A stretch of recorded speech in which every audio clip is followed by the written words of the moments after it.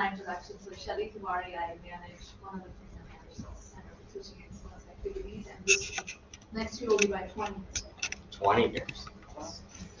Right, that's a long time. I'm Kara Klein from the English department, and I've been teaching here for 4 years. 4 years. All right. And Calvin Washington II, business partner, and I've been here 13 years. 13 years. Okay, Laura, how about you? Center for Teaching Excellence. It'll be 5 years in August, so is that 4.5? All right, we'll go with, we'll do 4.5, that way I can round it out. And I've been teaching, so I'm now teaching in the business department. I'm John Paul Paunessa. I teach Business 131, which is social media marketing. I've been teaching at Triton, working at Triton for 10 years. Started off in the financial aid office, and then worked with the college, continuing education to develop a social media certificate with them about 9 or 10 years ago. So I've been here for 10 years. So I like the visual to see how many years of experience just at Triton College we have collectively, and really represents the college, being proud of working at Triton College. I'm going to speak as if I work in the marketing department now, which I don't, but having pride in Triton College, love that we're working here, enjoy what we're doing, and being proud of all the work that we put out. So many, many years here at Triton. One of the things that I'll be talking about today is how we can leverage social media to showcase all of these years of experience with Triton. So one thing we can use social media for is to sort of assist our marketing department, enhance the public relations efforts that we have out there as professionals, as faculty, and others within the college. Are we good on recording? We are recording right now. Okay. I just want to get you to your content. Thank you. Okay. Is it a slideshow? Yes. I can make it full screen, right? It won't interrupt the video. Great. So as I mentioned, I teach Business 131. I started off teaching social media through continuing education, where we had a certificate program through continuing ed. Now we have a new certificate program through the credit course side, where we involve other business classes. We have a design for social media class, we have my class, we have business analytics, and so other realms of business and how they attach themselves to social media marketing and digital advertising. So we're in our second year now of hosting the certificate. I've had 2 classes myself. My class runs in the fall. My sort of history with social media is really just as a user who enjoyed using it for businesses. So when I was at UIC in grad school, social media was still very new. Facebook had just come out in 2004, the year that I started college. And at that time, you could only sign up if you had a university email address. I remember Triton College wasn't even on the list of colleges. So my girlfriend was going to Triton, but she couldn't be on Facebook until Triton was activated. So it was very preliminary in Facebook's startup. And then Twitter came, and Instagram, and LinkedIn, and so on and so forth. So in grad school, we started using Facebook as a way to help local businesses promote their business, right? And obviously the platforms have evolved since then, but I sort of kept on learning and kept on taking side projects with local businesses to learn how to advertise and how to utilize social media to promote businesses and individuals. And so from that, we were able to develop the curriculum that we have here at Triton College. And really before our certificate programs here at Triton, there were no hands-on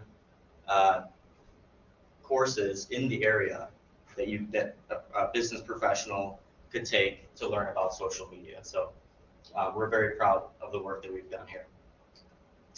So let's start talking about, what is social media? I'm sure we all use it in some form, and we'll get into that in a little bit. But some important facts to know about social media, it's really about people, right? The technology is great, it's on our smartphones, it's It's everywhere. I You know, found this on the web. my watch is talking to me. You watch your favorite TV show and they're talking about joining the conversation on Twitter or on Facebook. You know, there's hashtags everywhere. What the heck is a hashtag? So social media really is everywhere. But it comes down to the people and remembering that social network was the original concept of social media, social networking. So we've got here in the US over 225 million people using social media. That's a pretty high percentage of our population. And it's, you know, we're talking kids from 7, 8 years old all the way up to, you know, 99 plus. My children are all, I have 3 kids under 7, and the 5 and the 7-year-old, they're not on social media, and I'll make sure that that stays that way for as long as I can. But they already understand the concepts. They know if we're taking a picture, they ask, are you going to post that? You know, like, they know what that means. They know the language already. 88% of consumers trust online reviews and peer recommendations. I like to touch on that because in our class, we talk about the influence of social media and review sites like Yelp and Google. Right before you make a buying decision, we tend to ask our friends and our family, and now we tend to go online and look up reviews. If we're on Amazon, you might look at the star rating of a product, read what people are saying, and as consumers, we typically trust other consumers versus the advertiser themselves, right? We look at the reviews, and even though the advertiser is telling us this is a great product, we're like, we'll see what other people are saying. So we don't trust necessarily the advertiser as much as we do other people. So keep that in mind when we talk about using social media to promote Triton College or whatever entity you want to promote. Your connections on LinkedIn, on Twitter, on Facebook, trust you what you say more than what they trust the college is saying. So as great as our marketing department is, and they're putting out press releases and flyers, that's all great. But if the message comes from us, it means even more to our connections. And then content that resonates will always perform better. What does that mean? That means that knowing our audience is important. So knowing who you're connected with on LinkedIn or on, you know, if you have a TikTok following, understanding who it is that you're actually broadcasting to is important, because then we formulate our message according to our audience.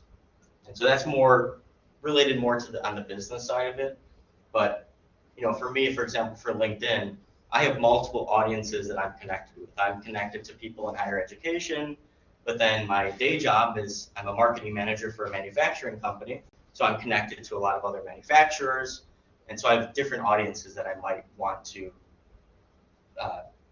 push content out to. So I have to be aware of that. Any questions or comments so far? How many of us are on, let's just use LinkedIn as an example. How many of us are on LinkedIn? Okay. Or at some point we signed on, maybe we don't know our password anymore, get a ton of emails, yeah.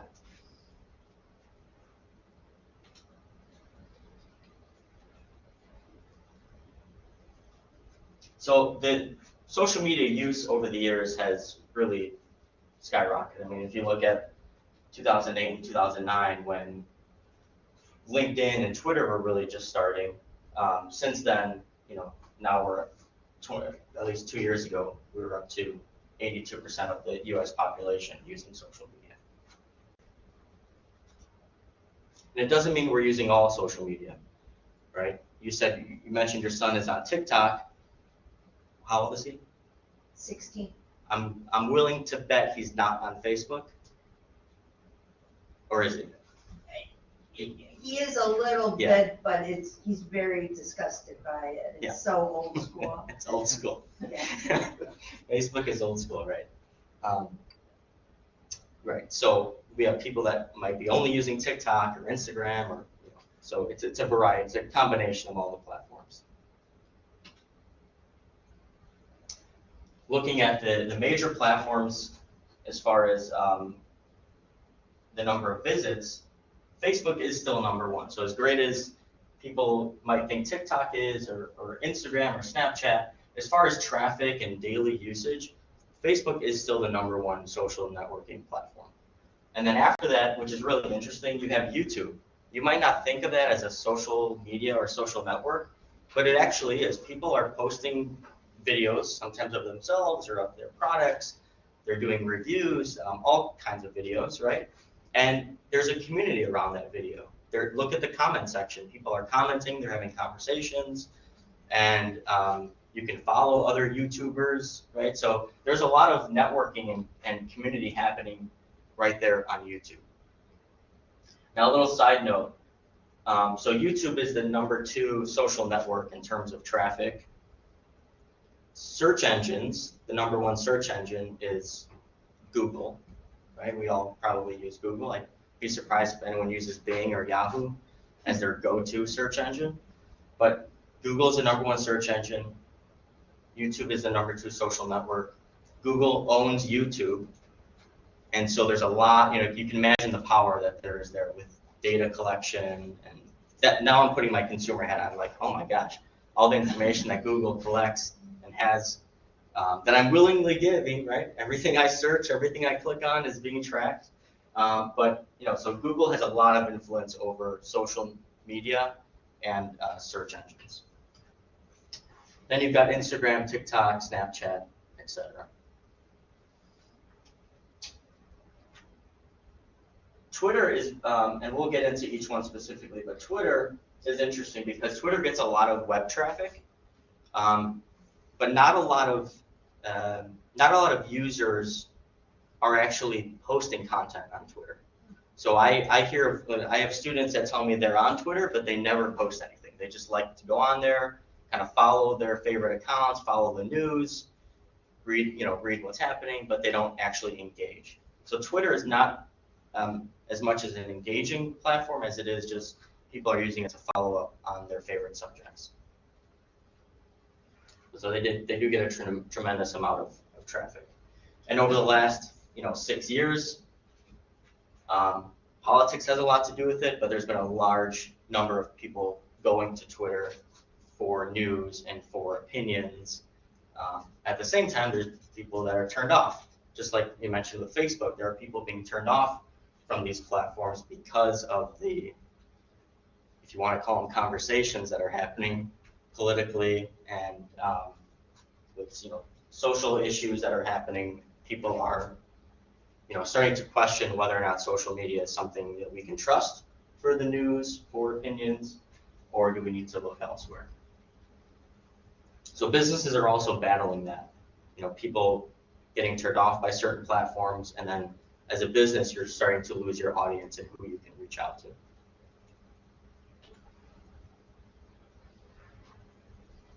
A little hard to see, but I can call out some of these numbers here. So the most popular reasons for internet users worldwide using social media, and these might resonate with why you are using social media.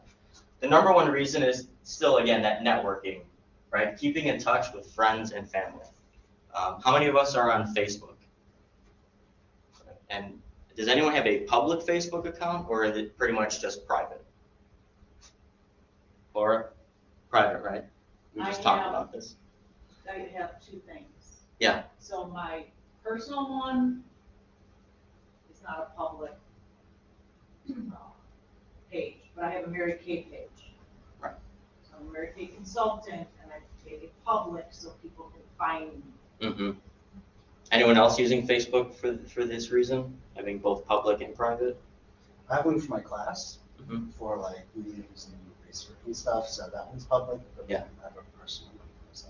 Yeah, I do the same. I have my private, it's really only family, and then I have a public that anyone can find me. I tell my students about it. I use it to promote, what I'm doing professionally, and so I have those separate. Filling spare time, sure, that's where the TikToks and Instagrams come into play because you're just scrolling through your newsfeed and seeing what's going on, and before you know it, you've wasted 20 minutes.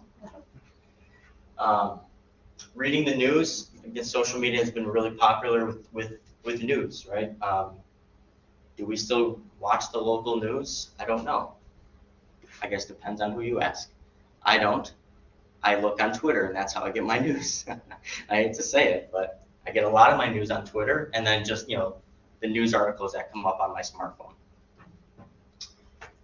But with that comes the issue that we're seeing over the last few years is that news credible? What's the source of that news? So it's really been a hot topic in social media. Seeing what's being talked about. So in general, what we call trending, what's trending online? What are people discussing right now? If you were to go on any social media platform in the last 2 days, what are people talking about? Who can tell me what most people are talking about? What's trending in the news? The earthquake. Right. Earthquake. So events like that, they blow up on social media, right away. As that earthquake was hitting, it was the other evening, I'm on Twitter and I can see videos that are being posted of what's happening within minutes of it happening.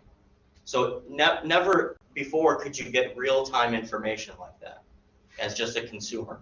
And so that's another powerful thing about social media is that real-time information. Making new contacts, certainly something we might use LinkedIn for. We'll spend time talking about LinkedIn. I certainly use it for that reason. Watching live streams, that's really popular, especially with younger adults that are using platforms like Instagram and Snapchat and Twitch.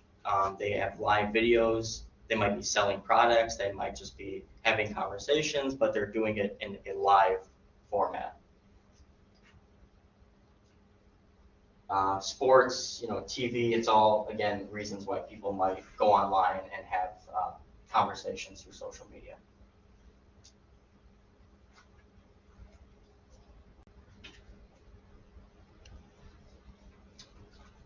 Just a little joke about advertising. And a reminder that, yes, everything we do on social media is tracked. There's a reason why if you're at Macy's.com shopping and then you log into Facebook, you're going to see a Macy's advertisement because everything is connected and Macy's is paying Facebook to make that connection.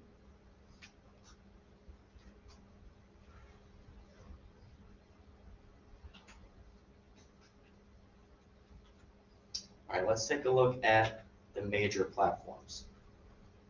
So Facebook, popular with people ages 20, millennials and boomers.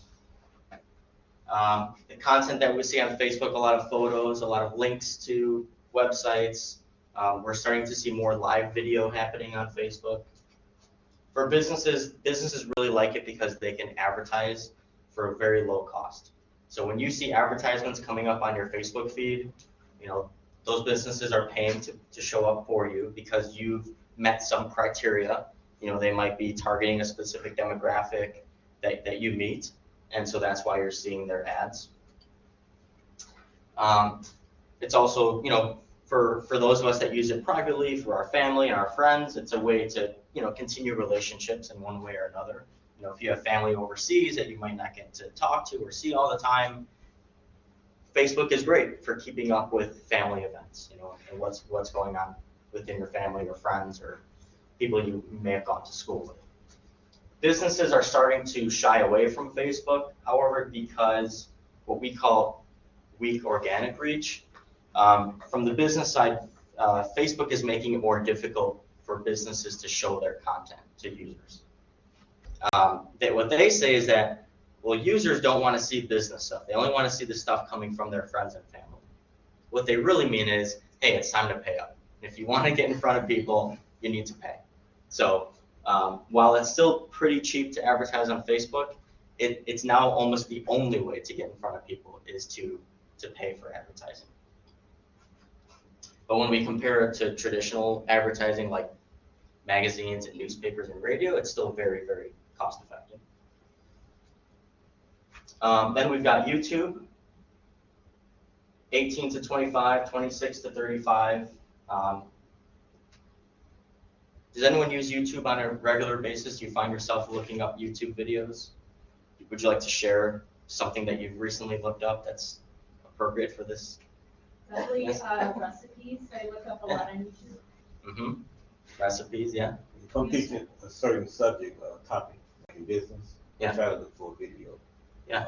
That is, diverse enough for the classroom. So the one that you'd want to share with your Oh, yeah, students. share with students, but make sure, I'm sharing it equally among, how the classroom is diverse. Not just sharing the same type of video.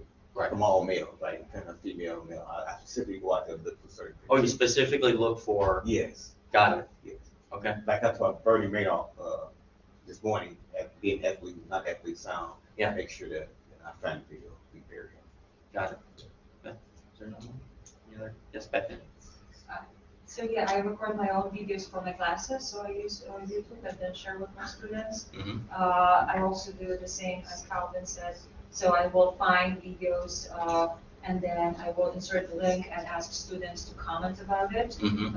as a form of discussions. Right. And then for personal reasons, music mostly. Yeah. Just, yeah. Very good. Nice. Anyone else before I go ahead? I just started teaching ESL, and it's a wealth of information, not only ESL exercises, but I can pull up like videos or speeches and show them to the class and create Mhm. discussion. Yeah. So, Yeah, I mean, I have different accounts. Like I have a personal one and then one for work as well, because I wanted to personalize my feeds a little bit more. So my personal one is mostly music and stuff too, and fun stuff like that. The other one's like things that I want to use for class. So it's like a video that's very, covering a concept that a lot of students struggle with, and something just maybe more visual for them. So I'll just look for those two. And that's mostly what I use it for. I'm glad that, more of us are using it for our classes because we can get stale, right, to our students. So to hear it from someone else's mouth once in a while is nice. To find a diverse, to find diversity in sending out that message is a good idea. And I use it as just a supplemental tool. If I can find a video on a concept that I'm teaching, it's much easier for students, especially in my class, the topic is social media, for them to watch a 2-minute video than have to read a lengthy article.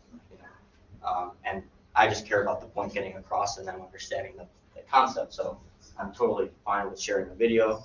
I've been posting more videos since COVID. When we went virtual, I sort of had to create some videos. And so then I used YouTube to post those videos. And I like the idea of having them comment as a way of just having that conversation.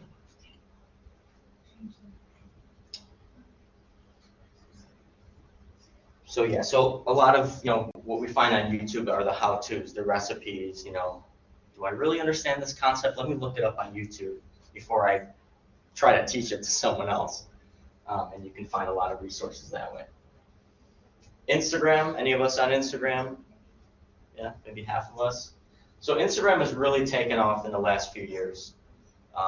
As people started to move away, or younger people started to move away from Facebook, they've gravitated to Instagram. One reason is that, and it's maybe not so much now, but the simplicity of Instagram in the beginning when it was first launched was post a picture, leave with a little caption, and that was it, right? There's no joining groups, there's no back and forth with friends. It's just, post what inspires you in a picture form, and that's how you interact with people. It's come a long way since then, but compared to Facebook, it's still pretty simple to use and to navigate. Now, to show you now the power of Facebook, right? Facebook owns Instagram, so Facebook has a lot of influence in social media. And businesses now that are advertising on Facebook, they're also advertising on Instagram. It's sort of all now tied together. So like for me, with Instagram, I have a public account on Instagram that I use for both kind of personal, but also I use professional. So I use my Instagram to promote what I do at Triton and at Friedman Seating, my other company. But I might also, share a photo of my family, from time to time. But again, whatever I'm comfortable sharing. right? But knowing that it's a public account. So I do find myself, maybe I'm not going to reshare that, or I'm not going to post this particular photo, because I know my audience on Instagram is public, so technically anyone can find that. Whereas on my private Facebook, I know it's just my family that can see. On Instagram, it's a lot of inspirational things that are being shared, personal things. It's now being driven by influencers. Have you heard that term influencer yet? Yeah. So influencers are essentially people on social media who have accumulated such a large following that they're now being paid for endorsing products. Okay. Or they're going into business themselves because they've got such a large following. I read there was something on Twitter now, or maybe it was Instagram or Twitter, and someone had posted what it costs to have a Super Bowl ad over the years, and it's gone up to like, I don't know, $8 million or something for a 30-second commercial. And an influencer posted, I have 40 million followers on Instagram. You can pay me a fraction of that, and you'll reach 40 million, essentially 40 million people with my endorsement. So it's become really powerful in the world of advertising, and it's given individuals an opportunity to make a business out of it. If you look at the Kardashians, they are some of the original influencers, famous for not doing much, but gaining a following, and before you know it, they're entrepreneurs, they've got products, they've billions of dollars, and they use social media to drive a lot of that traffic.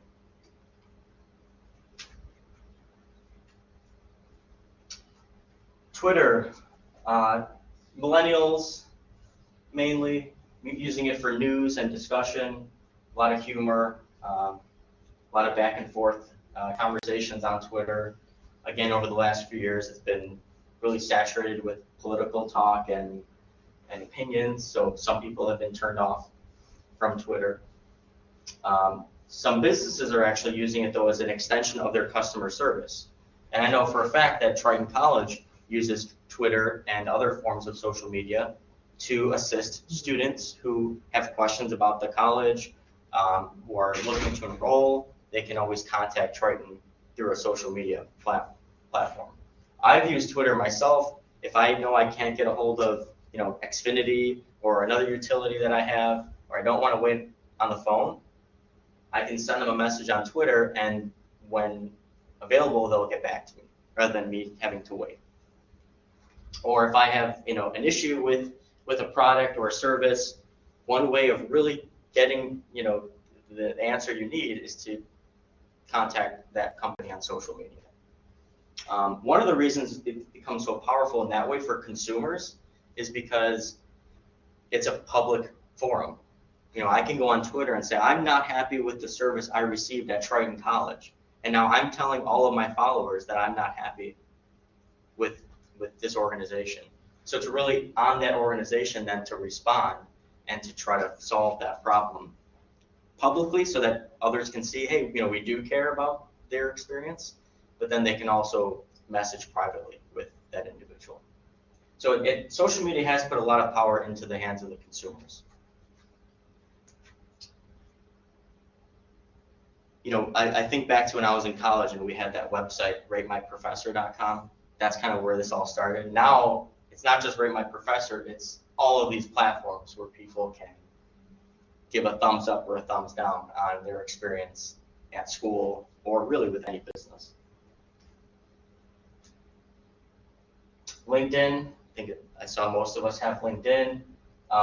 Definitely more of the professional audience, right? So if we're on LinkedIn, we're not really sharing photos of our family party, not so much personal stuff. It's more things that might come off of our resume, what we've accomplished professionally, the organizations that we're a part of, what they're up to. So it's a lot of that. And what I love about LinkedIn is because it's more of the professional side, I'm not as timid to share that information, right? I'm okay with networking with people I've never met in person, or I may never even meet in person, because a lot of the information that I'm sharing, it's already out there in some form or another.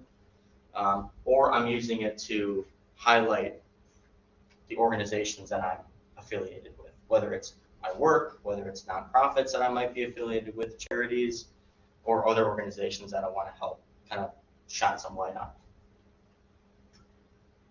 It's great for business to business, for those that are using it for business reasons. It's popular in the US, but also internationally. They do have, their own set of advertisements that companies can take advantage of. But where we're seeing LinkedIn really take off recently is as a recruiting tool. So companies are using LinkedIn to recruit employees, and then job seekers are using LinkedIn to find jobs. If you have students that are looking for jobs or careers, I encourage my students to have a professional profile on LinkedIn that they can start to build up now, or start adding their credentials, their skills, and then they can start networking with professionals in their field. And I've used it to network and help place students into jobs. Just the other day, I got a message from, I think Tina is her name, in the Alumni Association. I have a student who also went to USC and Triton looking for a job in marketing, and I happen to know someone looking for someone in marketing, so I was able to connect them that way. I've never met the student, but I say, if it works out, great. Here you go, here's the information. So a lot of that is being done here on LinkedIn.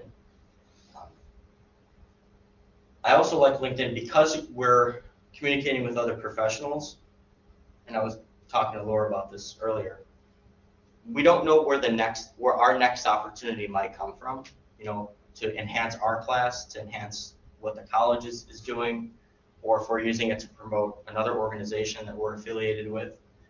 Because you're speaking to like-minded people in your profession, that's the place to do it, right? Versus a Facebook or an Instagram or even Twitter, where the message can get lost. People are going to LinkedIn for that type of conversation.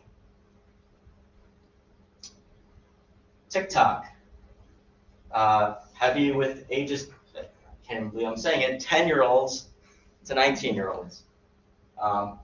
Females make up a slight majority of the user base as well. Used for entertainment, humor, challenges.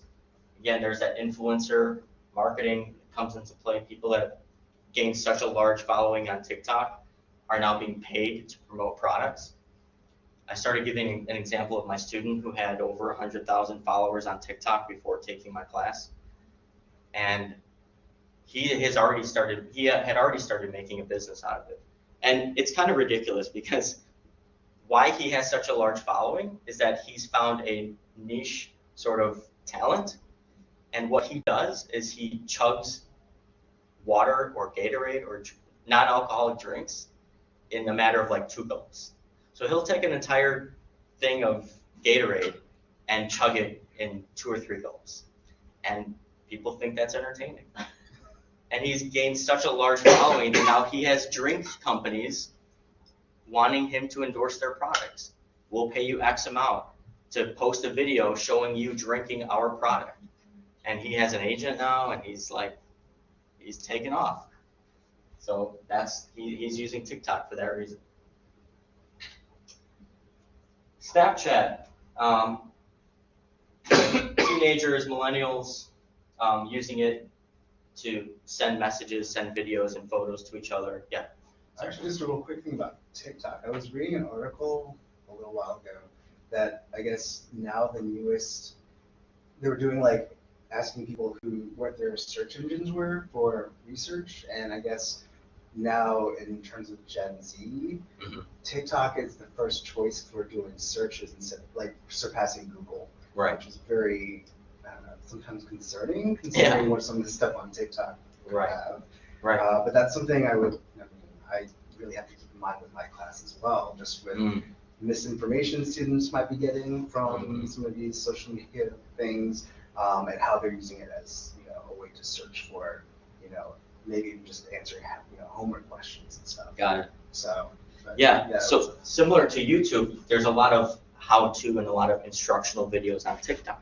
You can look up recipes on TikTok and get the same type of videos that you would find on YouTube.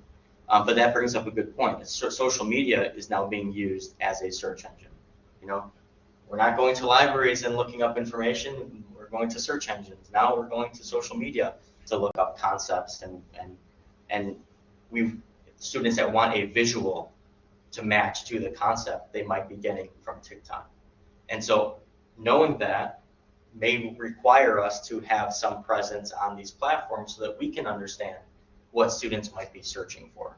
You know, search your own topics on TikTok or on Instagram and see what kind of content appears to give you an idea of what students may be seeing. And I think it's actually a valid question to ask our students. What do you use when you're looking? I've never thought to ask that. I assume, well, people use Google, or they'll probably go to YouTube. But yeah, now they may be using other platforms. Now they're using ChatGPT. Yes. Yeah, I won't get into that. Yeah. Yeah, that's coming down the line, huh?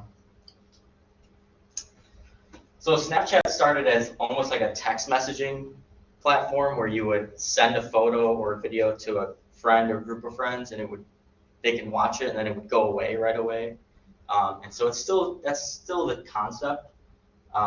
So rather than texting friends, teens and young millennials are sending Snapchat messages. You know, whether it's text or video or photo, they're doing it through Snapchat. These are all really in contention with each other at one point or another, all of these platforms. And so what we start to see is some features that are available on Snapchat. We now see them available on Instagram, right? If you're on Instagram, you might be familiar with stories, or Facebook now has stories. The idea is that you can watch someone's story, and then it goes away after 24 hours or so. That concept came from Snapchat, because that was the basis of Snapchat.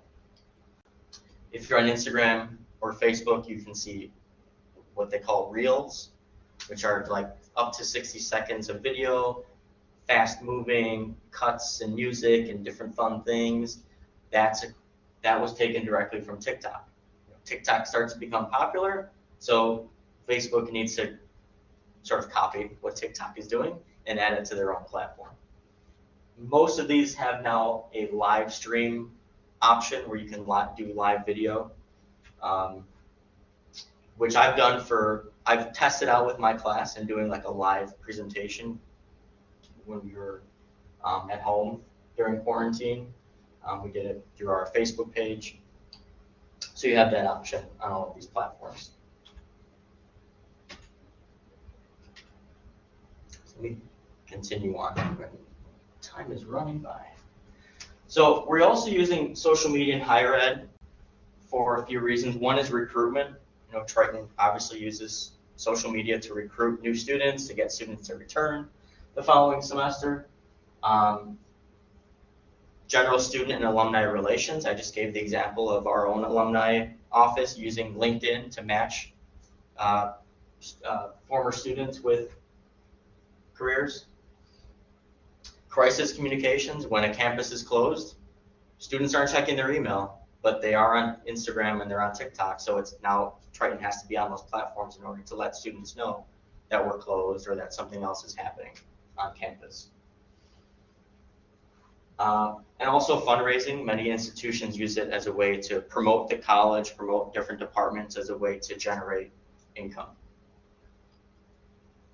So as faculty and professionals associated with the college, we can assist with some of these by using our own social media influence. You know, we're now all influencers when it comes to promoting our college.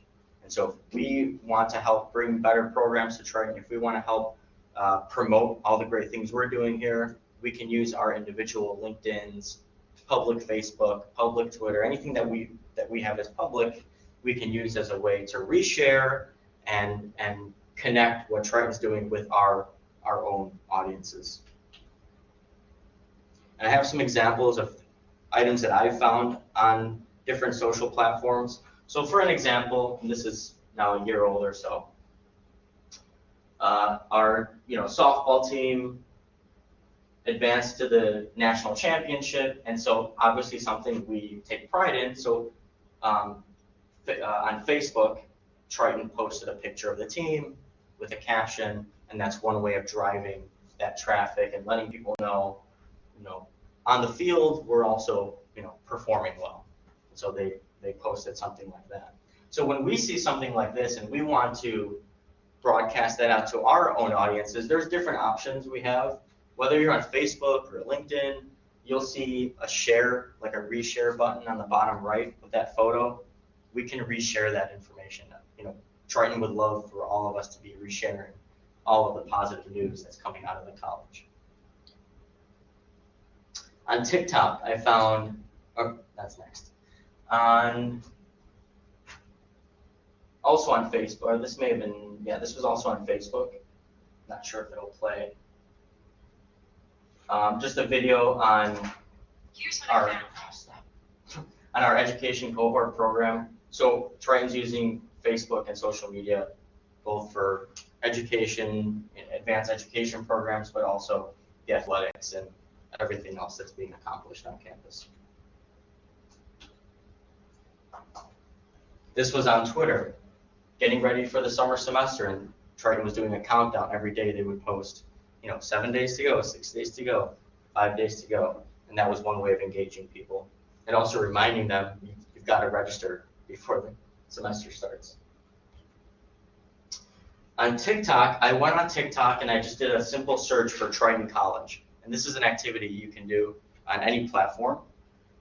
Just search Triton College, search your name, search your subject, search whatever topic you're interested in, and see what comes up. And if it's a public account, then you'll be able to see the information. So this was a student at graduation who posted a video, and it was just kind of I don't know, again, I'm not sure if it'll play, but just a video of herself, proud that she was graduating. Now for Triton, this is a great opportunity to either create something out of this, or comment, hey, thanks, we're so proud of you, or maybe it's obviously someone's student. If you're an instructor on TikTok, you can find that and comment on that student's video. But the point is that students are using social media not just for negative reasons, but they are sharing their accomplishments, and we can support our students by interacting with them on these platforms as well.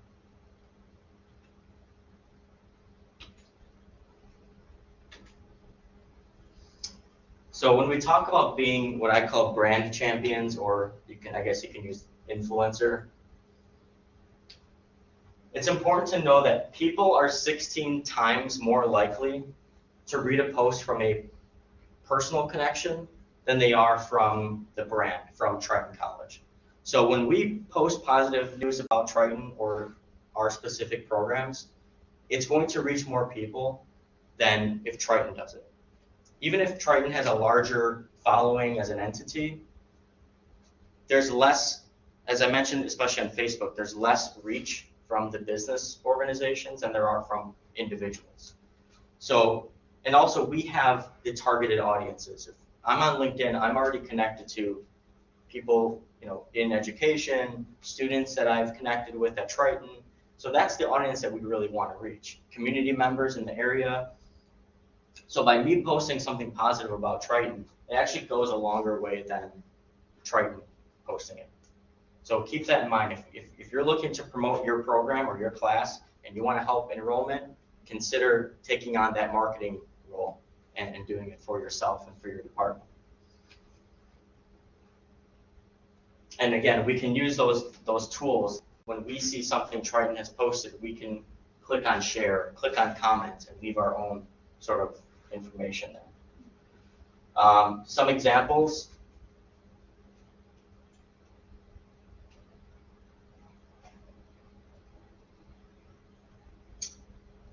Let me skip that and go on to some, I have to say this or Sam will get upset. That should say requests.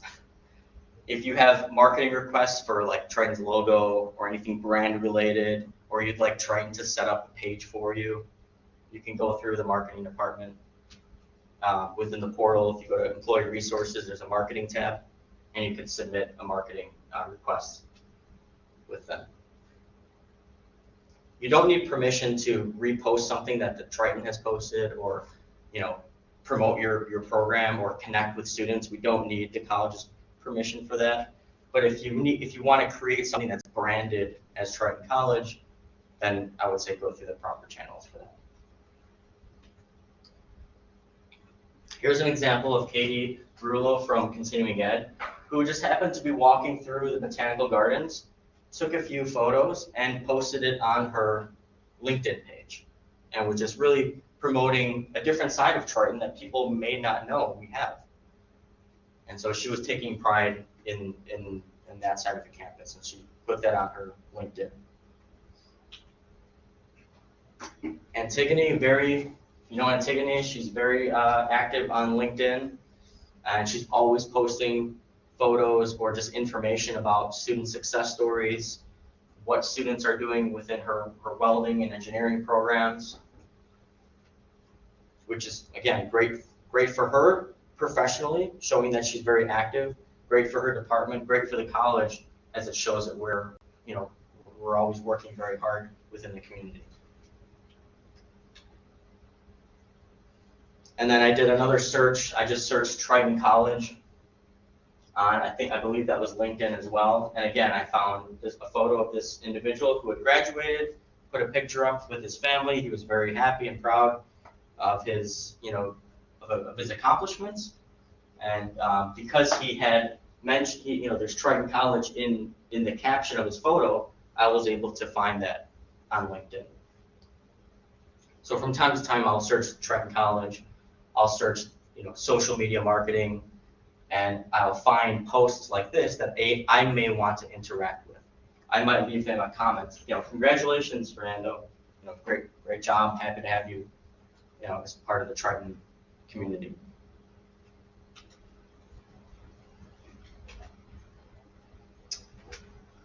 I have another section on LinkedIn, which we won't get to because of time, but I'll definitely make sure that we share the presentation with you all. I'm a big proponent of LinkedIn, if I can leave you with anything. I use LinkedIn to connect with my students, former students, current students. And again, because nothing I'm sharing is really personal, it's out there already, it's professional, I'm okay connecting in that way. Whereas I don't connect with students on Facebook or on, maybe some other platform. I do use Facebook. I have a Facebook group that I have for all of my former students who choose to be in the group. They can connect with me on Facebook in a group, and they can also network with each other. So they all have something in common, which is social media marketing.